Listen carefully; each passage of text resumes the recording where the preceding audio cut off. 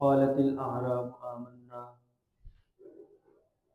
قل لن تؤمنوا ولكن قولوا أسلمنا ولما يدخل الإيمان في قلوبكم آمنت بالله صدق الله العظيم وبلغنا رسوله النبي الكريم الأمين الرؤوف الرحيم ونحن على ذلك من الشاهدين والحمد لله رب العالمين. تمام حمد و ثنا تعریف و توصیف اللہ جل مجدہ الکریم کی ذات بابرکات کے لیے ہیں، جو خالق کائنات بھی ہے اور مالک شخصیات بھی۔ اللہ جل وعلا کی حمد و ثنا کے بعد حضور نبی رحمت شفیع امم حضرت محمد مصطفیٰ احمد مشتبہ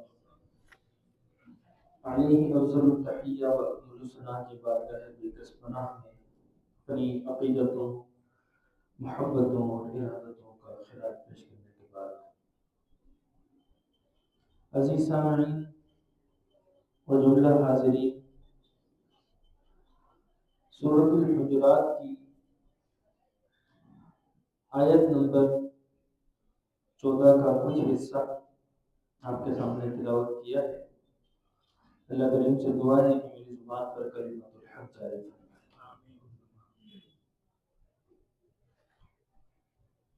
ارشاد ہے قالت الاعراب آمنا، کچھ دیہاتی کہتے ہیں کہ ہم ایمان لے آئے۔ قل، آپ فرمائیے، لم تؤمنوا، تم ایمان تو نہیں لائے، ولیکن قولوا اسلمنا، ہاں یہ کہو کہ ہم نے اطاعت اختیار کر لی، ہم اسلام لے آئے، ایمان نہیں لائے، اسلام لے آئے۔ ولما يدخل الایمان فی قلوبکم، اور ابھی تک ایمان تمہارے دلوں میں داخل نہیں ہوا۔ وَإِن تُطِيعُوا اللَّهَ وَرَسُولَهُ لَا يَلِدْكُم مِّنْ أَعْمَالِكُمْ شَيْئًا، اور اگر تم اللہ اور اس کے رسول کی اطاعت کرو تو وہ تمہارے اعمال میں ذرہ برابر بھی کمی نہیں کرے گا۔ ان اللہ غفور الرحیم، بلا شبہ اللہ کریم بخشنے والا اور نہایت رحم فرمانے والا ہے۔ یہ آیت قبیلہ بنو اسد کے لوگوں کے بارے میں نازل ہوئی کہ قبیلہ بنو اسد کے لوگ ایک سال قحط کا شکار ہوئے تو بارگاہ رسالت مآب میں حاضر ہوئے اور زبان سے اسلام کا اقرار کیا، لیکن ان کے دل نور ایمان سے محروم تھے۔ سو انہوں نے ہجرت کر کے حضور علیہ السلام کے پڑوس میں آئے، اپنے جانور باندھے، مدینے کے راستوں کو انہوں نے غلاظت سے بھر دیا کیونکہ ان کے جانور وہیں پر گندگی مچا دیتے۔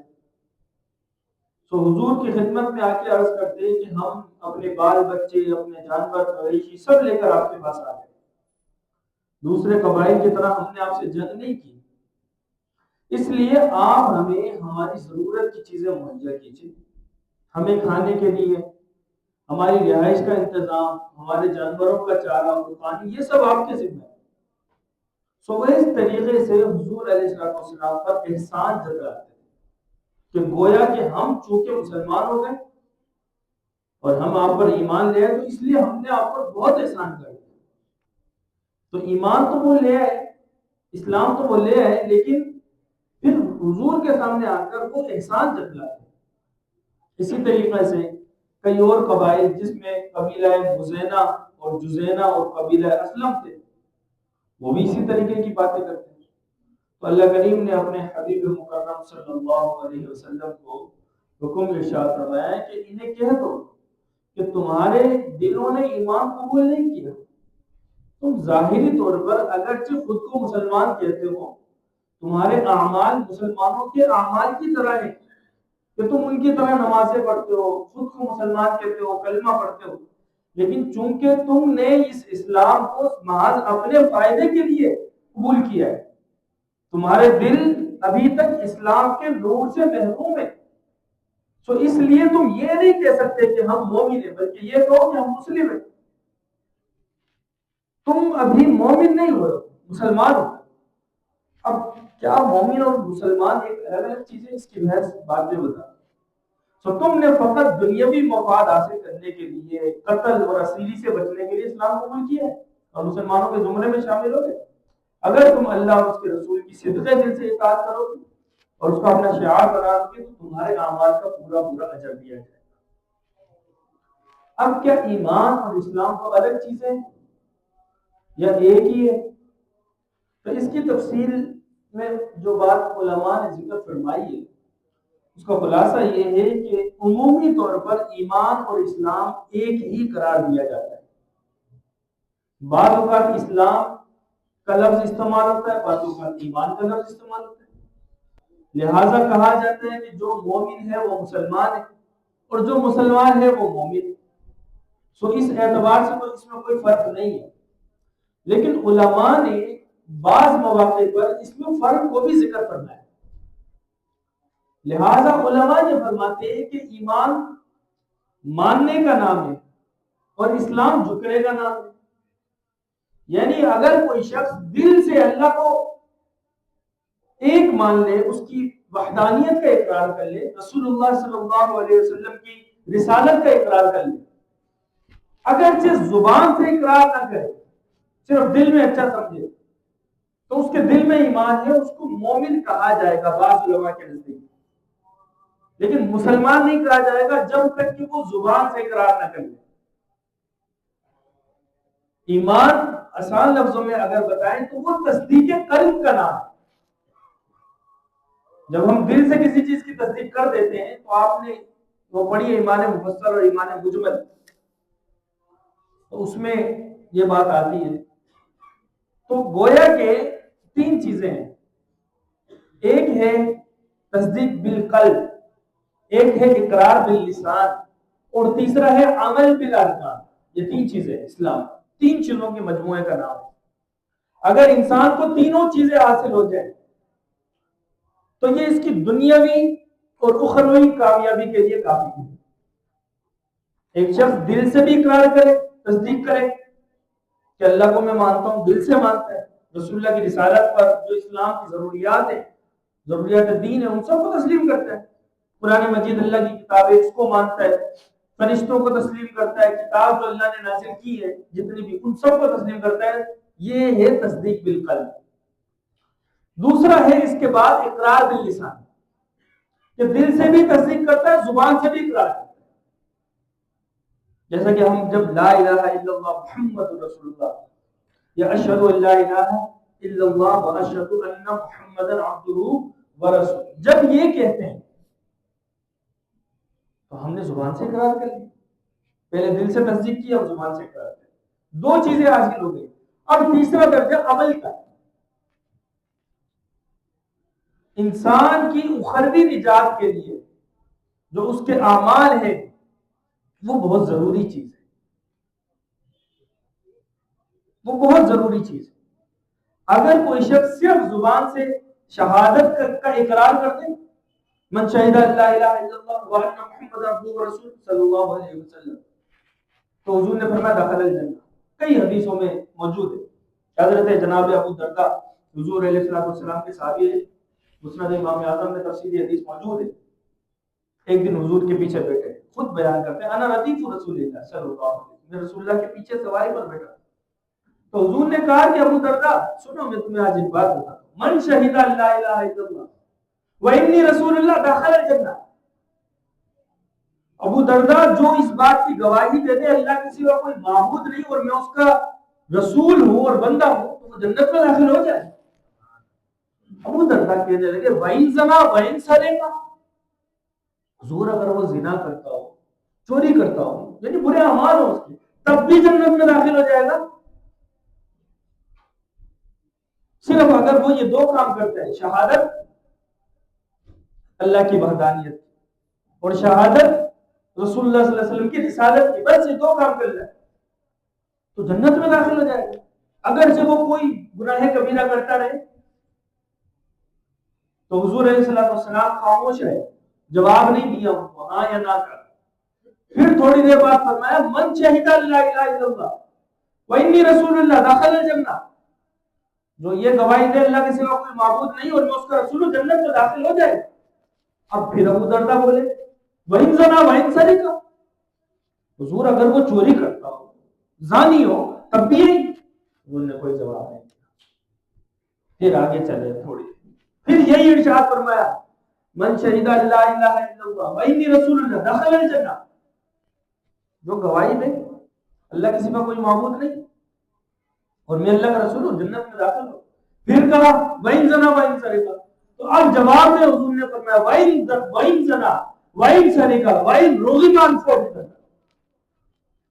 اگرچہ زنا کرے، اگرچہ چوری کرے، اور ابو دردہ تیری ناک خاک آلودی۔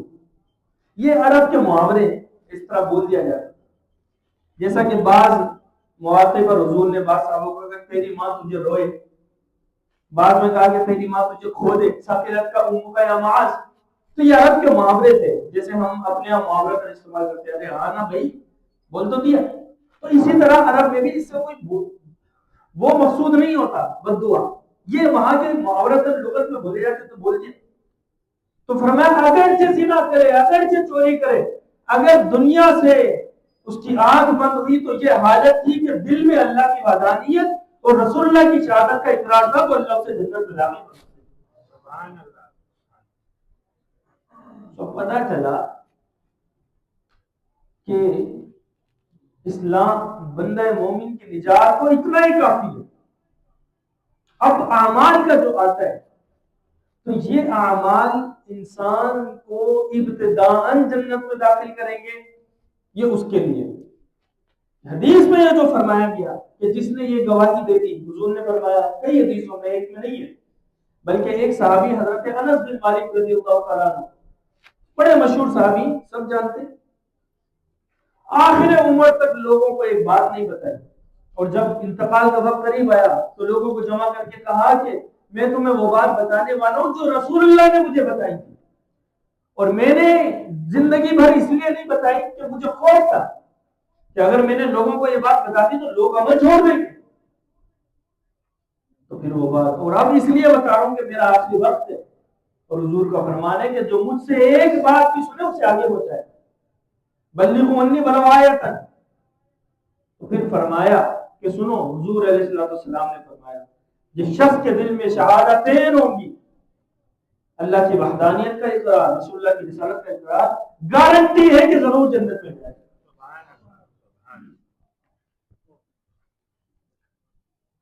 لیکن اگر کوئی شخص ان دو چیزوں کا اقرار کر لیتا ہے اور اس کے بعد گناہوں میں ملوث ہو جائے، برے اعمال کرنے لگے، اس کو اس کے اعمال کی جزا ضرور دی جائے، اس کو اس کے اعمال کا بدلہ ضرور ملے۔ ایسا نہیں ہوگا کہ بس کیونکہ اس نے ان دو کا اقرار کر لیا، زندگی بھر نماز نہیں پڑھی، اس کا کوئی حساب نہیں، ایسا نہیں ہے، اس کا حساب ہوگا۔ لیکن امتحان آخر کار ہوگا یہ کہ اللہ کریم اسے جنت میں داخل فرمائے دے گا۔ اس ایمان کی جو حتیٰ کہ ایک حدیث میں الفاظ ہے کہ جس کے دل میں رتی کے برابر بھی ایمان ہوگا نا، اللہ اسے بھی جہنم سے نکال کے جنت میں داخل کرے گا۔ ایک اور بڑی مشہور حدیث کہ قیامت کے دن جب معاملات ہوں گے، جنتی جنت میں، جہنمی جہنم میں چلے جائیں گے، ختم سب کچھ۔ تو جہنم کی کسی وادی اور کے کونے سے ایک آواز آئی ہوگی، یا حنان یا حنان۔ مسند امام اعظم میں حدیث تفصیلی موجود ہے، حضرت عمر رضی اللہ عنہ اس کے راوی۔ تو اللہ کریم جبریل کو حکم فرمائیں گے کہ جاؤ جبریل، جہنم میں ایک شخص ہے جو مجھے پکارتا ہے یا حنان یا منان، تو اسے نکال کر میرے پاس لاؤ۔ جبریل جائیں گے، داروغے کو کہیں گے جو جہنم کا نگہبان ہے، حدیث میں ہے کہ وہ جہنمیوں کو ایسے پہچانتا ہے جیسے ماں اپنے بچوں کو پہچانتی ہے۔ اسے کہیں گے اللہ نے حکم دیا ہے کہ کوئی جہنم میں یا حنان اور یا منان کہہ کر پکارا، اسے نکال کے لاؤ، اللہ کی بارگاہ میں پیش کر دیں۔ وہ مالک داروغہ گھومے گا سارے جہنم، اس کو کہیں نہیں ملے، وہ آ کر بتائے گا ان الجہنم قد زفرت زفرت۔ جہنم کی حالت یہ ہے کہ انتہائی آگ کی جو اس کے اندر شعلے ہیں وہ بہت ہی زیادہ تیز ہو چکے ہیں اور پتہ نہیں چل رہا کہ کون انسان ہے اور کون پتھر ہے۔ اس لیے مجھے تو نہیں کوئی ایسا شخص ملا جو یا حنان اور یا منان کہ یہ داروغہ جہنم آ کر جبریل سے کہے۔ جبریل آ کر اللہ کی عرش کے سامنے سجدہ ریز ہوں گے اور فرمائیں گے کہ داروغہ یہ کہتا ہے کہ جہنم بہت ہی تیز ہے اور میں پتھر اور انسانوں کو پہچان نہیں پا رہا ہوں۔ تو پھر اللہ کریم اسے بتائیں گے کہ جہنم کی فلاں وادی میں اور فلاں فلاں کونے کی فلانی جگہ پر وہ بندہ ہے اور پکارا اسے لے کر۔ اب وہ مطلوبہ جگہ پر جائیں گے، مختصراً اس بندے کو لے کر آئیں، اللہ کے سامنے پیش کریں۔ حدیث کے اندر اس کی حالت جو بیان کی گئی ہے اس بندے کی، تو دیگر منہ ہے باہر کے، اس کو جب پیش کیا جائے گا اللہ کی بارگاہ، اللہ فرمائے گا ہاں میرے بندے بتا کیا معاملہ ہے۔ تو وہ عرض کرے گا کہ مالک میں نے فلاں فلاں گناہ کیے، میں فلاں فلاں چیزوں میں ملوث رہا، حتیٰ کہ میں اپنے اعمال کے سبب جہنم میں چلا گیا، لیکن میری امید مجھ سے کبھی ختم نہیں ہوئی، ٹوٹی نہیں تھی، اور میں تجھے یا حنان اور یا منان کہہ کے پکارتا رہا، بالآخر تو نے میری سنی۔ تو اللہ کریم فرمائے گا اس کے علاوہ کہا ہاں ایک چیز ہے، وہ یہ کہ میں نے کبھی تیرے ساتھ کسی کو شریک نہیں ٹھہرایا اور تیرے رسول مکرم کی رسالت کا اقرار کیا۔ تو اللہ جبریل سے کہیں گے کہ اسے پکڑو اور اٹھا کر جنت میں ڈالو اور اس کو جنت۔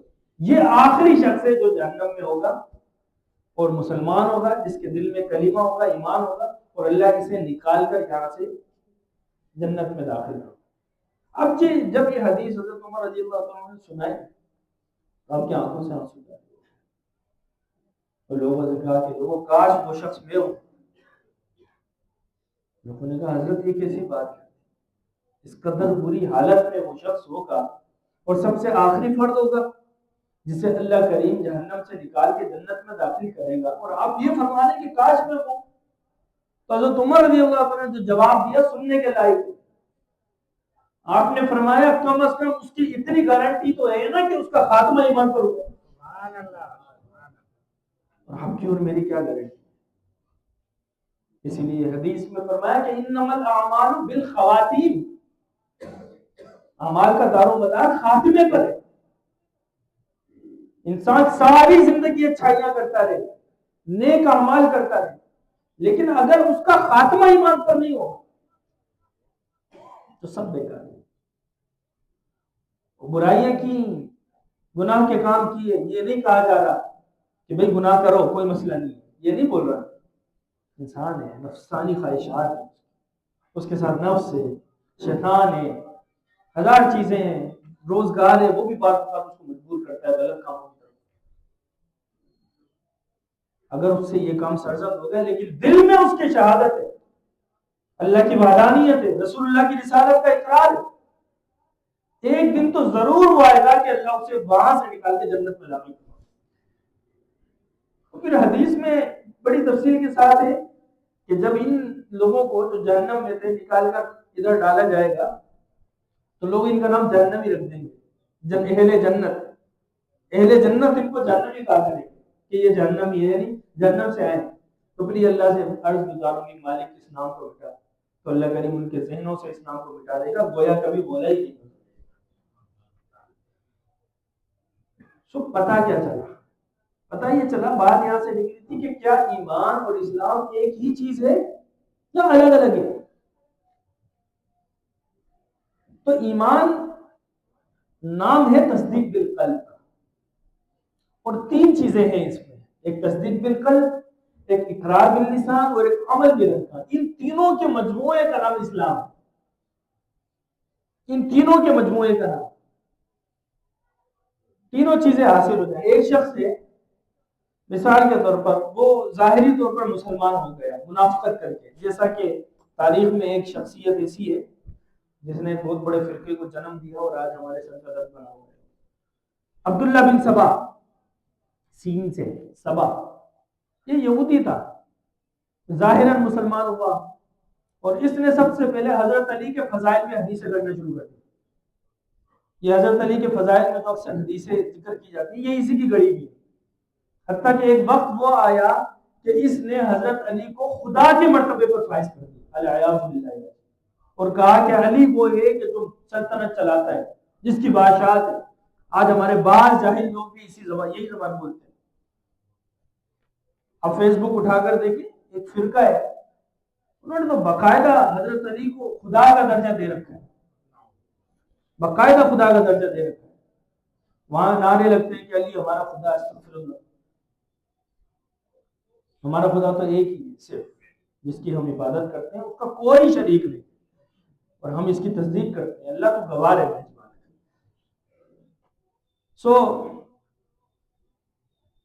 یہ لوگ جو قبیلہ بنو اسد کے لوگ تھے، تو یہ ایمان تو اسلام تو لے آئے تھے، یعنی ظاہری طور پر اعمال تو اسلاموں والے ہو گئے تھے، لیکن دل سے انہوں نے اسلام کو قبول نہیں کیا تھا۔ تو اللہ نے کہہ دیا یہ نہ کہو کہ ہم ایمان لائے، قالت الاعراب آمنا، کچھ دیہاتی کہنے لگے کہ ہم تو مومن ہو گئے، قل لم تؤمنوا، اے حبیب آپ ان سے کہہ دو کہ تم مومن نہیں ہوئے، ولیکن قولوا اسلمنا، یہ کہہ لو کہ ہم اسلام لے آئے، یعنی دل سے انہوں نے قبول نہیں کیا، ظاہری طور پہ قبول، ولما يدخل الايمان في قلوبكم، اور اس کی وضاحت بھی کرنی اس لیے کہ ایمان ان کے دلوں میں ابھی تک داخل نہیں ہوا۔ وَإِن تُطِيعُوا اللَّهَ وَرَسُولَهُ لَا يَلِدْكُم مِّنْ أَعْمَالِكُمْ شَيْئًا إِنَّ اللَّهَ غَفُورٌ رَحِيمٌ، اس کا ترجمہ آپ کے سامنے ہے۔ إِنَّمَا الْمُؤْمِنُونَ الَّذِينَ آمَنُوا بِاللَّهِ وَرَسُولِهِ، مومن کون ہے؟ اس کی تفسیر اور تعریف اللہ نے خود اگلی آیت میں بیان کر۔ اگر تم خود کو مومن کہتے ہو تو سنو مومن کون ہوتے ہیں، اب بتاتے ہیں ہم تمہیں۔ کہا کہ مومن تو صرف وہ ہے جو اللہ اور اس کے رسول پر ایمان لایا، ثم لم يرتابوا، پھر اس نے کبھی شک نہیں کیا، نہ اللہ کی وحدانیت میں کبھی شک کیا، نہ رسول اللہ کی رسالت میں کبھی شک کیا، وجاہدوا باموالہم وانفسہم فی سبیل اللہ، اور اپنے مالوں کے ذریعے اور اپنی جانوں کے ذریعے اللہ کے راستے میں جہاد کرتے رہے۔ اب بتائیے، اولئک هم الصادقون، اور یہی لوگ تو سچے ہیں، راست باز ہیں، سچ بولنے والے ہیں۔ تو یہ جو قبیلہ بنو اسد کے لوگ تھے، ان کو اللہ کریم نے بتایا کہ اگر تم کہتے ہو نا کہ ہم مومن ہیں، تو تمہیں بتاتا ہوں مومن کون ہے۔ اگر تمہیں نہیں پتا مومن کون ہے تو ابو بکر، عمر اور عثمان کو دیکھ لو، علی کو دیکھ لو، رسول اللہ کے اصحاب کو دیکھ لو، کہ یہ اللہ پر ایمان لائے اور اس کے رسول پر ایمان لائے، کبھی بھی انہوں نے شک نہیں کیا ان کی وحدانیت میں۔ اور یہ تو وہ ہیں جو اپنے مال سے بھی، اپنی جانوں سے بھی اللہ کے راستے میں جہاد کرتے ہیں۔ پھر اللہ کہتا ہے اولئک هم الصادقون، اور یہی تو سچے ہیں۔ اب ہمیں کسی سے سرٹیفکیٹ لینے کی ضرورت نہیں ہے ابو بکر و عمر کے ایمان کی۔ جب اللہ قرآن مجید میں واضح طور پہ فرما رہا ہے یہ ہے مومن، تو بس اب کوئی کچھ بھی کہتا رہے، ہمیں اس کی بات نہیں سننی چاہیے۔ قل اتعلمون اللہ بدینکم، آپ فرمائیے کیا تم آگاہ کرتے ہو اللہ کو اپنے دین سے، یعنی یہ بتاتے ہو کہ ہم ایمان لائے، اللہ کو نہیں پتا کہ تم ایمان لائے یا نہیں لائے؟ تم بتاؤ گے تو پتہ چلے گا کیا؟ واللہ یعلم ما فی السماوات و ما فی الارض، حالانکہ اللہ تو ہر اس چیز کو جانتا ہے جو زمینوں اور آسمانوں میں۔ واللہ بکل شیء علیم، اور اللہ تعالیٰ ہر چیز کو اچھی طرح جاننے والا ہے۔ یمنون علیک ان اسلموا، وہ آپ پر احسان جتلاتے ہیں کہ ہم ایمان لے آئے، جو پیچھے ذکر ہوا، احسان جتلاتے ہیں کہ چونکہ ہم نے تو آپ سے جنگ نہیں کی، دوسرے قبیلوں کی طرح لڑ کے ایمان نہیں لائے، ہم تو آپ کے پاس آئے اور اسلام قبول کر لیا، یہ احسان جتلاتے تھے بار بار حضور کے پاس، اللہ نے ان کو جواب، یمنون علیک ان اسلموا، وہ احسان جتلاتے ہیں کہ آپ وہ ایمان لے آئے آپ پر۔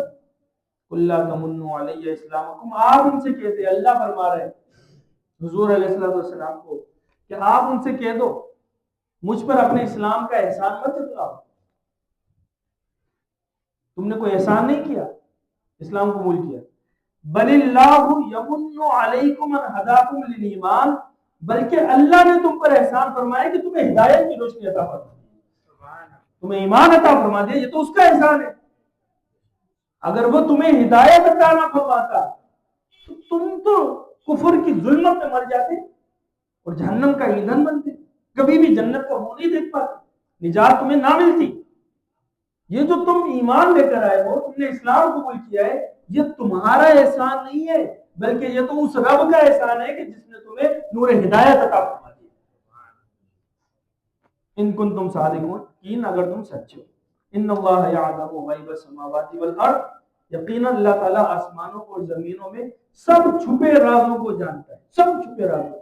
واللہ بصیر بما تعملون، اور جو کچھ تم کر رہے ہو اللہ کریم اس سے بخوبی واقف ہے اور اس کو دیکھ رہا ہے۔ اے بندے، تیرا معاملہ اس خدا سے ہے کہ جس کا علم کائنات کے ہر ذرے کو محیط ہے۔ آسمانوں اور زمینوں کی جو وسعتیں ہیں، کوئی بھی چیز ایسی نہیں کہ جو اس کی جناب میں اس کا علم نہ ہو، اس کا اسے پتہ نہ۔ عرش سے لے کر زمین کی گہرائیوں تک ہر چیز اس کے سامنے بالکل اس طریقے سے واضح عیاں ہے، ظاہر ہے، جیسے تم اپنے ہاتھ کو دیکھتے ہو، اپنی ہتھیلی کو۔ تو اس لیے اگر تم احسان جتلانا جانتے ہو تو سن لو، تم نے کوئی احسان نہیں کیا، احسان تو اس رب کا ہے، اور اس احسان کو مانتے ہوئے تم حقیقی ایمان قبول کرو۔